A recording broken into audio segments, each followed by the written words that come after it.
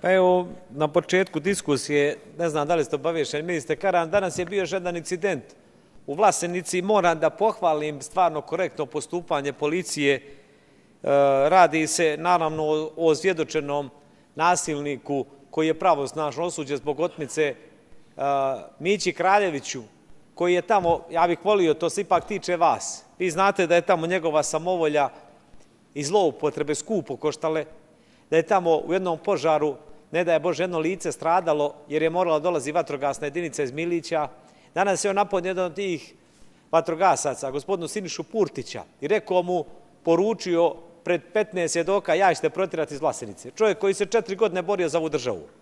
Takva samovolja, takva osionost, bahatost, bezobrazluk, drskost je neviđena.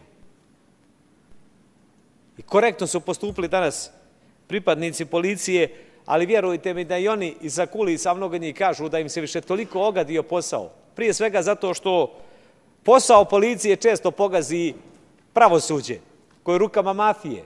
I nisam se želio javljati, nije bilo o sudijama, tužiocima. Ovo je sramno što smo gledali svi proteklih mjeseci da se bune ljudi u pravosuđu, na kraju da se taj protest propada zato što su ih izdale prodane duše sindikata, ali nećemo se na to osvrtati. Uzaludan je vaš posao policije u globalu. Dok god imamo ovakav mafijaški pravosudni sistem, ali bit će o tome prilike da govorimo kad budemo govorili o VSTS-u. Dobro je da se MUP podmlatio. Moram reći da često dolaze vrlo dobro obučeni i da se popravlja kvalitet policije. Neću ja govoriti o visokom kadru u MUP-u koji je često srastao sa politikom i koji je korumpiran. Nažalost, imate vi mnogo bolje nego ja podatke da imate i inspektore i načelnike policijskih uprava i visoke funkcionere MUP-a koji ih ima u Sky aplikacijama i u prepiskama i koji su, nažalost, upleteni u duboki kriminal. Ali govoreći o ljudima koji rade u jedinici za podršku specijalnoj policiji i običnoj policiji koja dolazi, često su to mladići, fizički spremni i stvarno svaka čast koji časno i odgovorno rade posao, pravi profesionalci. To ja govorim iz iskustva Hercegovine i Trebinja gdje je kadar podmlađen, a vjerujem da je tako i u ostalim dijelovima Republike Srpske. Da, poznato je, već se o tom dugo govori, da će treba jedan čitav talas ljudi u policiji da ode u penziju i da bi mogla nastati jedna praznina u nedovoljnom broju radnika u MUP-u i ovaj zakon bi mogao na neki način taj problem da premosti i riješi dok ne stasaju nove generacije u MUP-u. Ali ću vam reći jedan primjer, ministre Karan, kako se zove onaj momak iz Nevesinja, molite, što je završio inspektor MUP-a, moram ga spomenuti. Jeste. Moram vam, inspektore, spomenuti jedan primjer, ako biste me poslušali. Radi se o Vladimiru Lizdeku.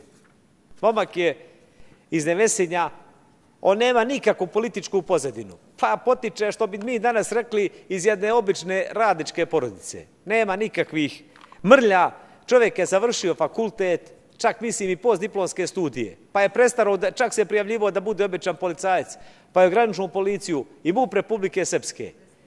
I čekalo se na tim konkursima, uvijek bi izvisio i čovjek misli da danas radi pošteno svoj posao, neki koji nema veze sa bezbjednosti i nije jedini primjer. Ja sam i ranije govorio o tom nenormalnom odnosu da bude konkurs i da se u Hercegovini ili u Trebinju ili Nevesinju zaposle ljudi koji dolaze. Vrlo je težak ljudi, nije danas lako biti policajac u Trebinju, a moram objektivno reći. Danas mnogi ti policajaca koji časno rade posao, nemaju, ajmo reći, ovih drugih izvora prihoda. Govorim ovo časno iz prve ruke. Stan u Trebinju ne možete naći ispod 400-500 maraka nikako sad posebno ljetu sezoni.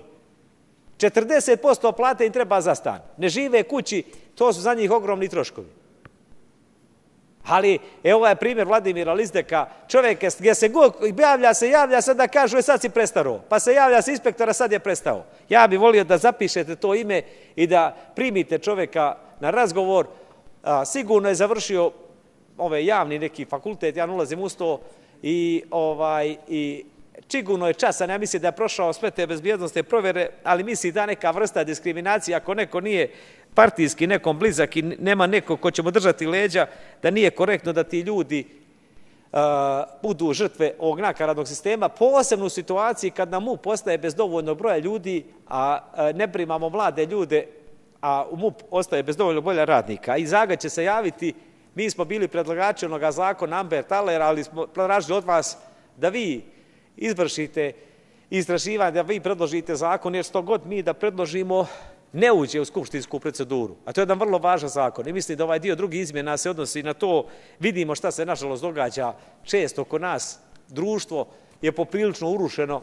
Prije svega moram reći medijskim bombardovanjem koji ostavlja užasne posljedice i to možemo svakodnevno da svjedočimo. Mi srećom dobro i prolazimo. Nedavno sam vidio išklepetali učenici 3-4 profesora u Srbiji. To je tuga šta se događa. I šta je taj urušavanje društva, kakve posljedice ostavlja, da ne ulazim u to, ali je užasno gledati oko nas. Bojim se da će i kod nas slične stvari da se dešavaju i preventiva je dobra i kad bude kasnije odveste su. Vi iz policije uvijek nekako prebacujete odgovornost, ali da bi raskrinkali mafiju u pravosuđu, koji su izdali ovu zemlju, poput onoga predsjednika suda koji je prodao državu za polovna kola polo, a da je nagrao njegovim saradnicima. Svaki sudija i tužilac u ovoj zemlji, glavni koji je bio uhapšen ili smijenjen zbog korupcije i kriminala. Sav posao i novinara, istraživača, i policije, i časnih inspektora je uzaludan dok god imamo ovakvo pravosuđe. I zato bih volio da vi iz policije ne kažete mi odradimo što je do nas pa smo predali neku prijavu, a znamo da je policija, bar što se više vrha države radi pod političkom kontrolom i da se postoji jedna kasta nedodirljivih koje niko ne dodiruje, mogu da rade šta hoće. Pa je dovoljno je bilo, ministre, malo prije da čujete da je Luka Petrović, što se ja oprilio, dakle ističe firmi iz Slovenije nekom koncesionaru, ništa nije uradio i umjesto da se istekne koncesija pa da nekom drugom ili da mu se daju penali što ništa nije uradio. Neko njemu dava u zadnjoj godini 4 miliona. Pa to je školski primjer udžbenicima kriminala i korupcije. Gospodine ministre, dobio sam, nisam ih još objavio, tempiram naravno pred izbore, pa ću da to objavim. 68 miliona i ne znam koliko imam dokument je plaćena Komsar Hidroenergiju. Nevjerojatan kriminal. Za izgradnju hidroelektrane na rijeci Mrsovo kod Rudog. Znate šta bi bilo da je Elektroprivreda uložila u Rudo 68 miliona, a to je bio Las Vegas, to je bio Dubaji.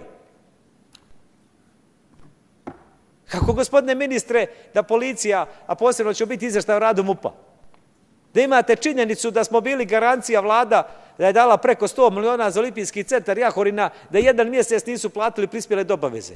Isti taj čovjek sad dobija garanciju, ali ne kod predsjednik upravnog odbora, nadzornog odbora Olimpijskog centra, nego kod direktor GAS-RS-a. Daje mu država 15 miliona za gazifikaciju, ne znam, Vlasenice ili čeka drugog. To su školski primjeri kriminala. Možete sad reći da vi ne znate da imate bruto ministra u vladi, gospodina Đokića. Ovdje nas se smiju lica, gospodin Todorović. Pravi nas budalama. Čovjek sam sebi isplaćivao bruto platu. Pravosnažno osuđen za krađu impulsa. I sad smo izgubili kod njega 100 miliona maraka. Da je narodni heroj, da je Vlado Šegrt 47. rekli bi Vlado Šegrt, to je bio si za komuniste veliki, ali ovo ti je neoprostivo. A ne mi njega trpimo, njegov zulum i nasilje i njegove posljedice, njegove pohlepe i neodgovornosti, svi mi. 100 miliona maraka. Kako MUP da ne istraži gubitak 100 miliona od 2-3 sudska spora? Davanje pa raskidanje koncesija. Neće ova država se raspasti niti zbog stranih sila, niti zbog nekog sitnog kriminala na ulici ko proda 2 kutije cigara da preživi, već će se raspasti zbog organizovanog kriminala u vrhu vlasti. I gospodine ministre, znate da znamo o kome se radi, a vi treba da istražite. A neću da spominjem imena, a vi znate o kome se radi. U Doboju jednoj ministarki koliko je ukradeno para iz kuće juče. Odakle pare? Juče je postala ministarka. Ukradeno je, koliko ja znam, u Doboju za par dana 1.400.000 maraka. Znate da sam dobro obaviješten. I neću nikog upirati prst, ali te stvari moraju da se otkriju i prava pozadina. Govorio sam kluba pa ću zadržati vrijeme. Hvala. Hvala.